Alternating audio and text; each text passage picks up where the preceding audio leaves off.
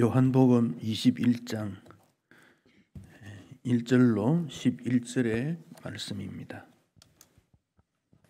신약성경 184페이지에 있습니다. 한 절씩 교독하겠습니다.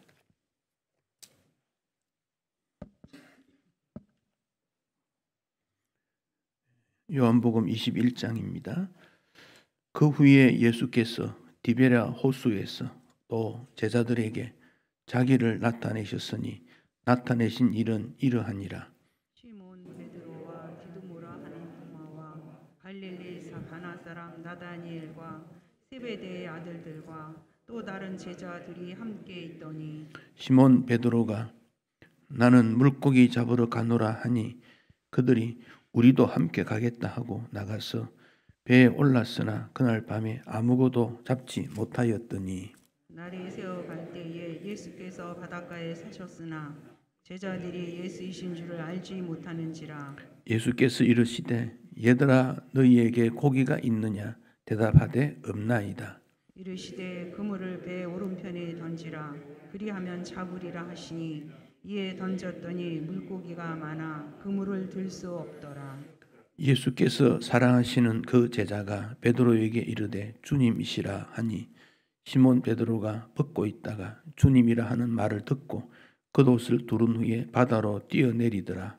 다른 제자들은 육지에서 거리가 불과 한 50칸쯤 되므로 작은 배를 타고 물고기 든 그물을 끌고 와서 육지에 올라보니 숯불이 있는데 그 위에 생선이 놓였고 떡도 있더라.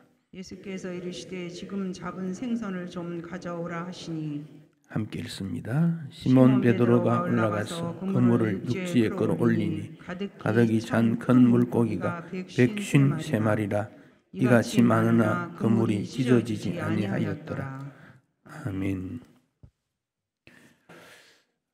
예수님께서 이 복음서에 사역했던 내용들, 기적을 베풀고 상담을 하고 병을 고치고 먹이시고 이런 내용들이 아마 47번 정도 내용이 나오는데 그 중에 기적적인 내용이 35번 나온다 그래요. 근데 제자들에게 물고기 잡는 것 2번 나옵니다. 한 번은 누가복음 5장에 보면 베드로가 밤새도록 물고기 잡았는데 한 마리도 잡지 못했지요. 아침에 그물을 정리하는데 예수님께서 배에 오르셔서 모여있던 무리들에게 천국 복음을 전하시고 베드로에게 깊은 데로 가서 그물을 내려라 그렇게 말씀을 하셨습니다. 베드로는 밤새도록 물고기를 잡았는데 좀 힘들고 이제 그물을 정리하고 그 다음 날 또 나가야 되니까 가기 싫었지만은 예수님의 말씀에 의지하여 내가 그물을 내리리다. 예수님께서 말씀하시니까 그물을 내리겠습니다. 그래서 깊은 데 내렸더니 물고기가 너무너무 많이 잡혀가지고 감당할 수가 없어서 옆에 있는 배들을 불러서 함께 물고기를 나누어서 육지에 들어온 적이 있습니다. 그때 베드로가 선생님이여 이렇게 호칭하다가 물고기 많이 잡힌 이후에는 주여 나를 떠나소서 나는 죄인이로소이다. 예수님을 주님이라고 부르고 스스로 죄인이라고 고백한 적이 있습니다. 오늘 본문은 예수님께서 부활하신 후에 3번째 제자들에게 나타나신 사건이라 제자 위에는 또 나타난 적이 여러 번 있는데 제자들에게는 3번째 나타난 사건인데 그 제자들이 예수님 부활하신 다음에 어떻게 살아야 될까 생각을 좀 했을 것입니다. 그래서 1절에 그 후에 이렇게 표현했습니다. 그 후에 여러분 어떤 일들을 우리가 계획했을 때 그 일이 끝난 다음에 나는 어떻게 될 것인가 상당히 중요합니다. 믿음으로 살아왔다가 그 후에 불신으로 가는 경우가 있다, 그런 말이에요. 믿음으로 살아왔으면 그 후에도 믿음으로 살아야 되는데, 직분을 받기 전까지는 믿음으로 살다가 직분 이후에 달라지면 안 된다, 그런 말이에요. 직분을 받은 다음에도 지속적으로 하나님의 일꾼으로 살아가야 되지 않겠습니까? 은퇴, 인생에게는 기회가 있고 또 은퇴라는 것이 있습니다. 은퇴 후에도 여전히 동일하게 주님 앞에 신앙 고백을 한 대로 살아야 되지 않겠습니까? 그 후에 중요합니다. 요한복음 6장 66절에 보면 요한복음 666 숫자가 좀 안 좋은 숫자인 것 같습니다. 제자들이 예수님에게 많이 따라왔어요.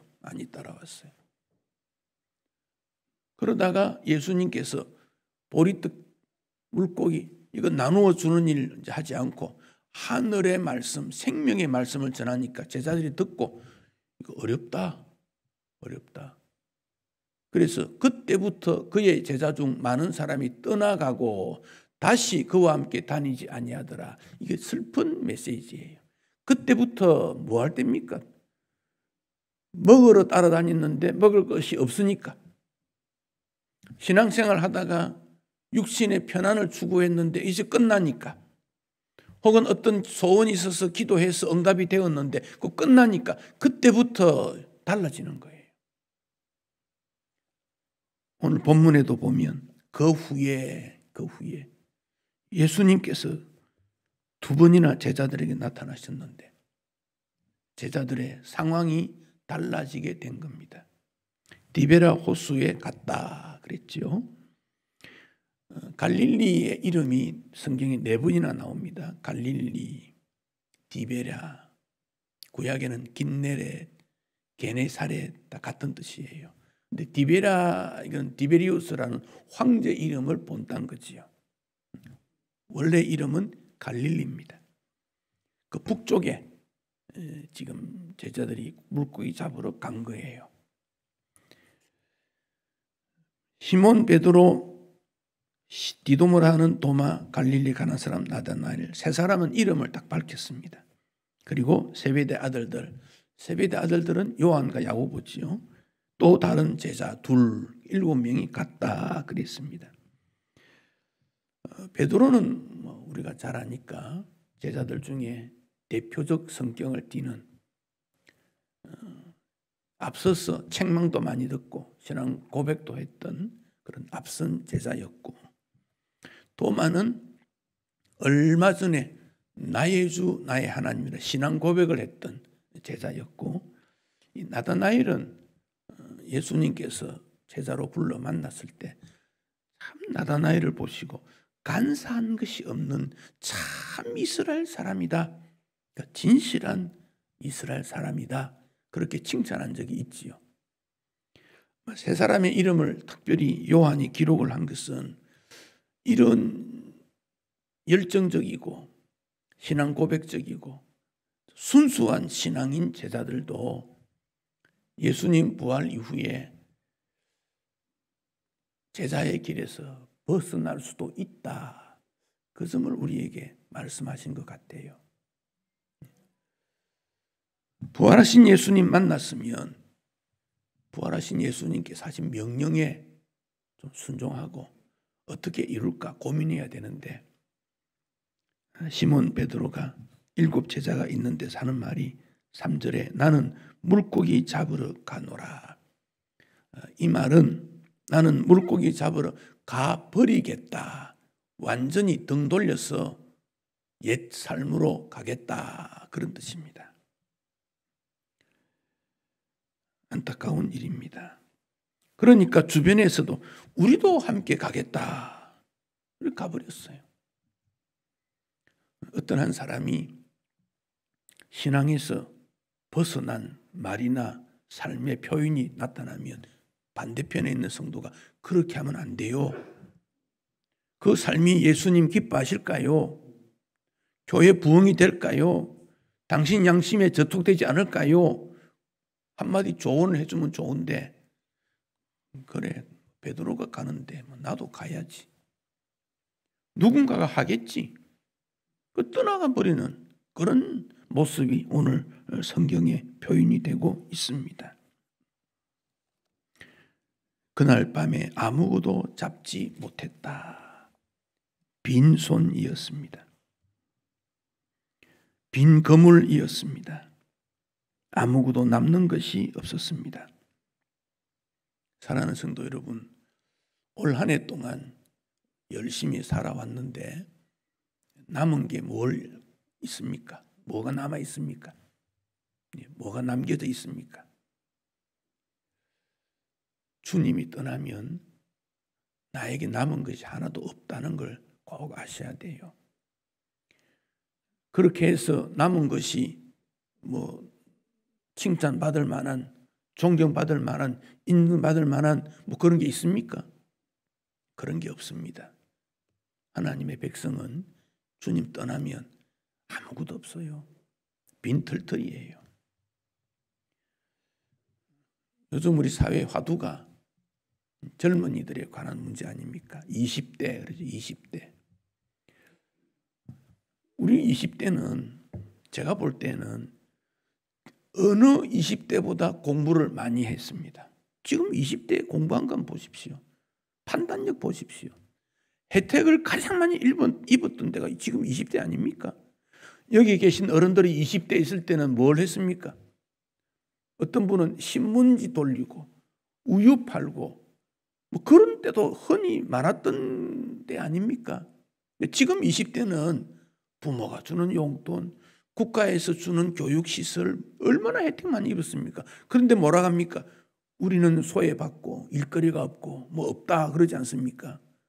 저는 그것을 접하면서 느끼는 것이 왜 저 20대 젊은이들에게 그런 생각을 하게 만들었을까? 예수를 제대로 가르치지 못했기 때문에 저는 그렇게 생각합니다. 제가 20대 아이들에게 물어봤어요. 너희들이 몇 살 밑에인 고등학생, 중학생하고 대화가 잘 되느냐? 안 된대요. 20대와 10대도 그런 간격이 있다는 거예요. 그러니 나이 든 기성세대는 젊은이들과 어떻게 접근해야 될지, 어떻게 행동해야 될지 너무도 격차가 많이 나고 있습니다. 그런데 분명한 것은 예수와 복음을 그들에게 확실하게 가르쳤다면 대화가 될 겁니다. 제가 어떤 후배한테 메일을 받았어요. 자녀의 진로에 대해서 어떻게 될지 모르겠다. 상담하고 싶다. 그 친구 교수입니다. 학생을 가르치는 교수입니다. 자기 자녀에 대해서는 자신이 없대요. 무언가 빠진 게 있는 거 아닙니까? 자녀 교육에 빈 배가 되고 말았어요. 자녀 교육에 빈 거물이 되고 말았어요. 예수가 없으면 그 속에 아무것도 없습니다. 자녀를 돈으로 기르고 명예를 기르고 학력을 기르는 것만으로 올바른 자녀가 되는 게 아니라는 것을 생각해야 합니다. 그때 우리 예수님께서 찾아오셨습니다. 그날 밤에 아무것도 잡지 못하였는데 날이 새어가는데 예수님께서 바닷가에 찾아가셨습니다. 자, 우리 예수님이 어떤 분인가? 찾아오신 예수님. 타락한 죄 많은 이 땅을 인간의 몸을 입고 찾아오신 예수님. 그분이 모든 인생들을 향하여 찾아오셨습니다. 니고데모도 찾아가시고 인생의 의미를 알지 못해 남편을 여러 교체했던 비참한 그 여인에게도 찾아가시고 병든 자에게 찾아가시고 오늘 우리에게 찾아오시고 그 예수님은 찾아오신 예수님, 우리를 찾으시는 예수님이라는 것을 알게 됩니다. 제자들은 알지 못했습니다. 주님이 우리 마음을 두드려도 우리가 마음의 문을 닫고 있으면 예수님을 구불지 못합니다. 5절 예수님이 물으십니다. 얘들아 너희에게 고기가 있느냐? 아마 우리에게도 오늘 질문할 거예요. 2021년을 한 해 지나왔는데 어떻게 살았느냐? 어떤 열매가 있느냐? 평생 살아온 결과가 무엇이냐?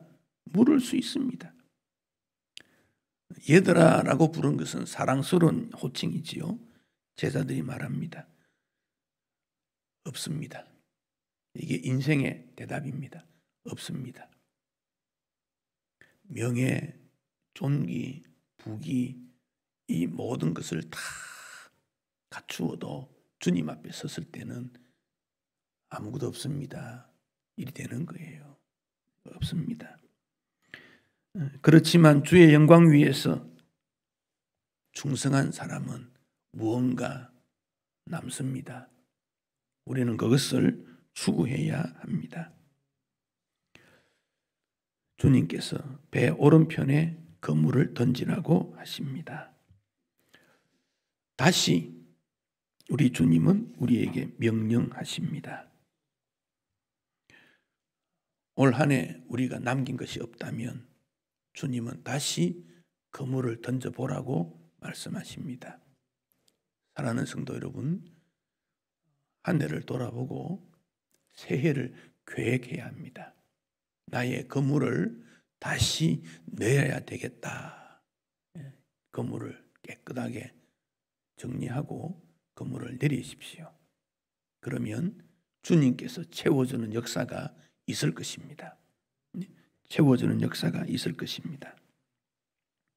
주님은 우리를 도우시려고 찾아오신 겁니다. 이 시간에도 우리를 향하여 주님은 찾아오셨습니다.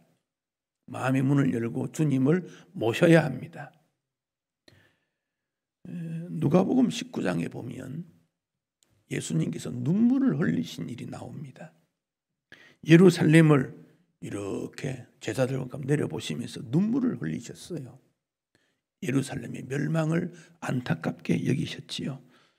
누가 19장 43, 44절 본문을 한번 보겠습니다. 날이 이를진대, 때가 되면 이 말이죠. 날이 이를진대 네 원수들이 토둔을 쌓고 너를 둘러 사면으로 가두고. 자, 이건 뭘 말합니까? 날이 이를진대 이 말은 앞으로 예루살렘이 멸망한다는 것을 예수님이 예언하신 거예요. 실제로 70년 후에 로마의 디도 장군이 예루살렘 성을 포위하고 멸망시킨 적이 있어요. 다시 한번 스크린에 성경 구절 있으니까 보십시오. 날이 이를진대 네 원수들이 토둔을, 성이 높으니까 흙을 이만큼 쌓는 거지요. 토둔을 쌓고 너를 둘러 사면으로 가두고 또 너와 및 그 가운데 있는 너 자식들을 땅에 메어치며, 사람을 땅에 메어치며 죽인다 그 말이지. 비참하게 죽는 거지. 돌 하나도 돌 위에 남기지 아니하리니. 예루살렘 성벽이 완전히 무너진 거 아닙니까? 이 돌은 뭐 작은 건 아니죠. 큰 돌이지요. 뭐 가로 1m, 세로 1m, 강대서 많은 돌들로 성을 쌓았는데 이게 무너진 거지요. 이는 왜 무너졌습니까? 네가 보살핌 받는 날을 알지 못함을 인함이라. 보살핌 받는 날, 그렇게 말했어요. 예루살렘이 멸망한 이유는 보살핌 받는 날을 몰랐기 때문에. 그 구절대로면 그렇습니다. 여기 보살핌이라는 뜻은 누군가가 찾아와서 지도했다, 돌보았다 그런 뜻이지요. 근데 다른 의미는 감찰한다는 의미가 있습니다. 그래서 바울이 목회 서신에서 이 보살핌이라는 헬라어 에피스코페라는 말인데 이게 감독자라는 말로 사용을 했어요. 그리고 성경 제일 밑에 누가 19장 44절 성경 제일 밑 각주에 보면 보살핌을 심판하는 날을 알지 못했기 때문이라 이렇게 번역을 했습니다. 그러니까 주님이 찾아오는 목적이 두 가지인데 하나는 보살핌이고 하나는 심판이다 그 말이에요. 예루살렘의 멸망은 겉으로 볼 때는 심판입니다. 멸망이니까. 그런데 실내막은 뭐냐? 예루살렘이 우상 숭배하고 물질 탐하고 하나님 계명 실천하지 아니하고 사랑을 무시해 버리고 미신 숭배하고 다른 나라와 교류해서 뭐 잘 살라 그러고 약한 자를 억누르고 그런 일이 겉으로는 무너졌는데 실제 내막은 하나님의 복음이 회복되게 됐다 그 말이에요. 그게 보살핌의 심판이라는 의미입니다. 하나님께서 그의 백성들을 사랑하시는데 세상 기준 따라서 우상과 미신 따라서 불신과 무지 따라서 세상 따라가는 그들은 망하게 하십니다. 그 망함의 이유는 그를 하나님의 백성으로 부르기 위한 겁니다. 그러니까 하나님의 심판에는 구원과 항상 동시에 등장됩니다. 이것을 사람이 어떻게 받아들이느냐? 내가 잘 되는 거기에도 구원이 있고 헌신이 담겨져 있어야 되고 내가 어려워지는 거기에도 심판이 있는데 그 내막에는 구원과 은혜가 자비가 있고 그래서 우리는 나에게 주어진 모든 일이 하나님의 은혜로 받아들였을 때 그래서 실패하고 좌절하고 무너졌는데 하나님 앞에 나와 감사하는 분이 있고 잘 되고 흥왕할 때도 감사하는 분이 있고 어떤 경우에도 주님 앞에 감사하며 사는 거예요. 나에게 무거운 짐, 사명감이 주어질 때에도 사명 주셔서 감사합니다. 이런 분이 있느냐 하면 무거운 사명이 주어지니까 불평하고 도망가 버리면 그건 무너지는 거지요. 그리고는 나중에 후회하고 돌아와서 그때 주님을 더 잘 섬길 건데 빈손이기 때문에 이미 기회가 지나가고 탄식만 남는 경우가 있다는 겁니다. 주님이 우리에게 찾아오십니다. 첫 번째 찾아오시면 구원의 메시지를 두지만 두 번째 찾아오시면 사명이고 흩어졌던 신앙을 다시 회복하라는 하나님의 말씀인 것을 우리가 기억하고 주님 앞에 서야 합니다.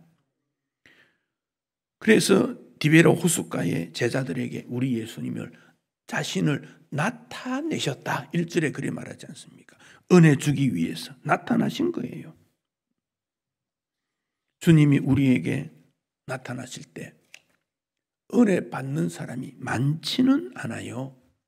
7 제자 분명히 그렇게 말씀이 있습니다.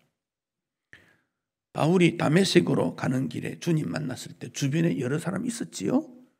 주의 음성을 듣는 사람은 그 당시 이름 사울뿐이었어요.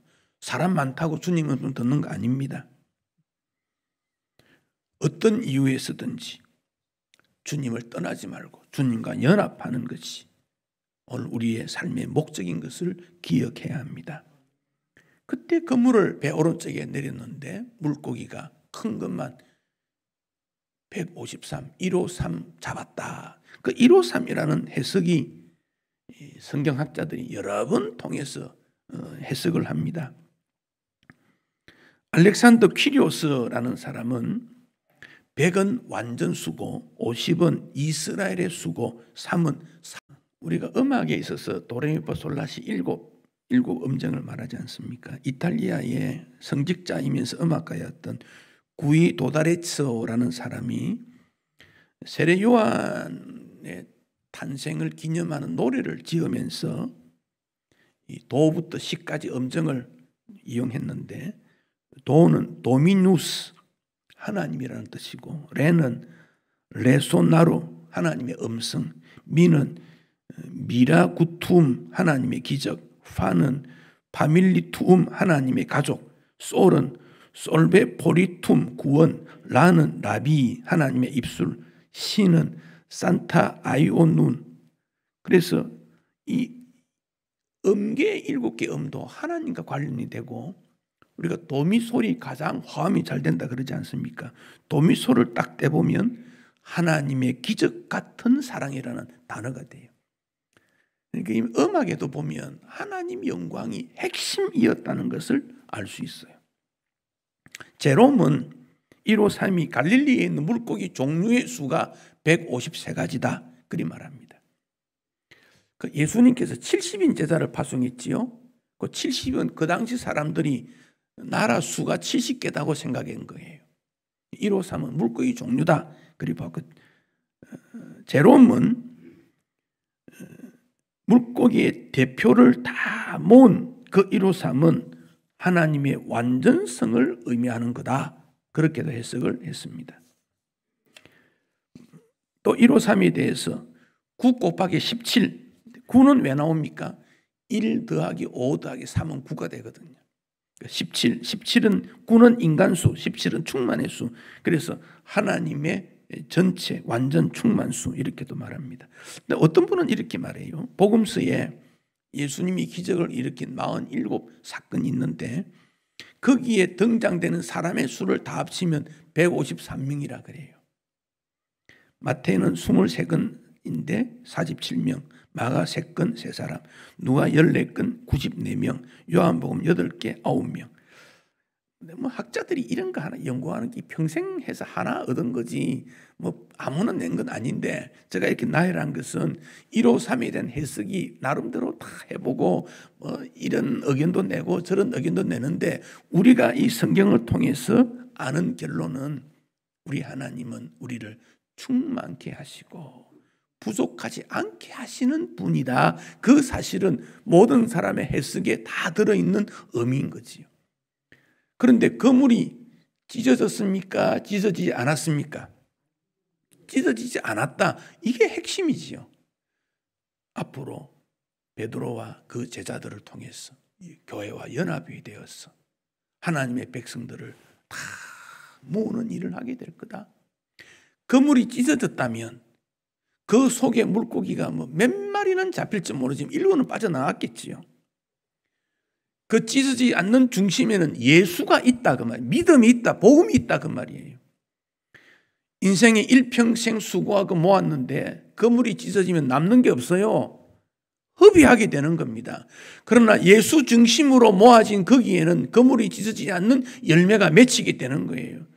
그런데 인생이 자기 힘으로 뭘 수고해서 그물이 채웠는데 다 허비하는 것 얼마나 많습니까? 제발 예수님 중심에서 예수님과 함께 뭘 하셔야 돼요. 그렇지 않으면 나중에 그물이 찢어지고 난 다음에 후회해봐야 아무 소용이 없지요. 153이 예수님과 함께하는 충만한 하나님의 의미와 뜻이라는 것을 다시 한번 기억해야 되겠습니다. 주님께서 바닷가에 서셨는데 제자들은 예수님인지를 알지를 못했습니다. 7절에 보면 예수께서 사랑하는 그 제자 요한이지요.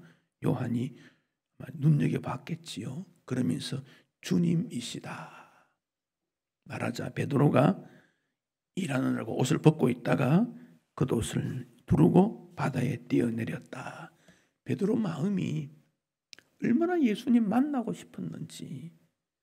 그 거리가 8절에 50간쯤, 50간이라는 말은 한 90m 내지 100m 정도 되는 걸 말합니다. 상당히 거리가 먼데 베드로 마음에 주님 만나고 싶은 뜨거운 마음이 그에게 있어서 견디지를 못하는 거예요. 뛰어내린 겁니다. 이 본문과 관계된 사진 몇 장 있는데 한번 좀 보면서 정리하십시다. 갈릴리 바다가 어떤 곳인가? 남북으로 한 50km, 동서로 한 20km 되는 이 계란 모양의 큰 그런 바다입니다. 그 속에 물고기 잡는 그런 일들이 지금도 일어나고 있고, 그 다음 보시면 거기서 잡은 물고기 떡 구운 거 지금도 여행객들이 가면 이런 걸 먹습니다. 이 물고기가 사람 손바닥 크기만한 이름이 베드로 물고기라 그래 붙였더라고요. 그런 내용들이 지금도 그들은 주식을 하고 있습니다. 그 다음 그림 보십시다. 이것은 예수님께서 물고기를 잡으셔서 거기 식사를 준비했던 바위로 여겨집니다. 지금도 그곳에서 예수님께서 제자들을 부르셨던 그 현장을 이렇게 재현해 두고 있고, 거기 밑에 있는 바위가 돌이 이렇게 큰 게 있는데 이곳에서 숯불이 있고 그 위에 생선을 구운 곳으로 여깁니다. 숯불이 왜 나왔습니까? 요한복음 18장에 베드로가 예수님 붙잡혔을 때 빌라도 뜰에 따라갔는데 날씨가 쌀쌀하니까 숯불을 피워놓고 사람들이 둘러앉아 있을 때, 그때 너도 한 패지 그랬을 때 3번 부인했던 그것을 주님께서 기억나게 해서 숯불을 보여주심으로 다시 베드로의 마음을 붙들어 주시고 그날을 돌이키는 그 바위입니다. 바위. 이것은 그리고 숯불 위에 생선이 있는데, 생선도 떡도 있는데 예수님이 10절에 보면 지금 잡은 생선도 가져오라. 식사죠, 식사. 책망하지 않으시고 음식을 준비해서 식사하면서 그 속에 다 용서가 포함되는데, 예수님이 준비한 것도 있고 제자들이 잡은 것도 가져오라 그랬지요. 그래서 예수님의 식탁에는 주님의 은혜와 사람의 섬김이 동시에 들어가는 거예요. 여기 성찬에도 그렇습니다. 주님의 은혜와 우리 사람의 헌신이 포함되는 것이 성찬의 의미입니다. 이 그림은 이제 거기 있는 조각된 내용인데, 다시 베드로에게 예수님께서 네가 나를 사랑하느냐 물으시고 내 양을 먹이라고 말씀하셨던 베드로의 그 회복에 대한, 베드로 사도의 회복에 대한 조각으로 보시면 되겠습니다. 사랑하는 성도 여러분, 그물이 찢어지지 않는 것, 이거 우리가 다 원하는 거예요. 내 인생의 그물, 내 가정의 그물이 혹 찢어지지 않았는가? 축복은 순종으로부터 나온다는 것을 기억해야 됩니다. 도마가 나의 주 나의 하나님 고백했고, 7절에 보면 그 요한이 베드로에게 주님이시다, 예수님은 나의 주이시다는 고백을 또 하고 있지 않습니까? 주이시기 때문에 순종해야 됩니다. 말씀 따라야 됩니다. 요한복음 15장 10절에 예수님께서 이런 약속을 하셨습니다. 내가 아버지의 계명을 지켜 그 사랑 안에 거하는 것 같이, 예수님이 하나님 아버지의 계명을 지켜 하나님 사랑 안에 거하는 것 같이 너희도 내 계명을 지키면 내 사랑 안에 거하리라. 말씀을 지킴으로 주님의 사랑 안에 거하게 되고 그것을 통해서 기쁨이 충만하게 된다. 주님이 우리에게 말씀하셨습니다. 순종은 성숙한 신앙인에게 나타나는 결과입니다. 우리는 올 한 해 동안 어떻게 살았는가? 우리 스스로를 점검해보고 순종함으로 주님이 부르신 제자의 길을 끝까지 가야 된다고 하는 다짐과 함께 하나님의 축복받는 주의 백성들이 되시기를 축복합니다.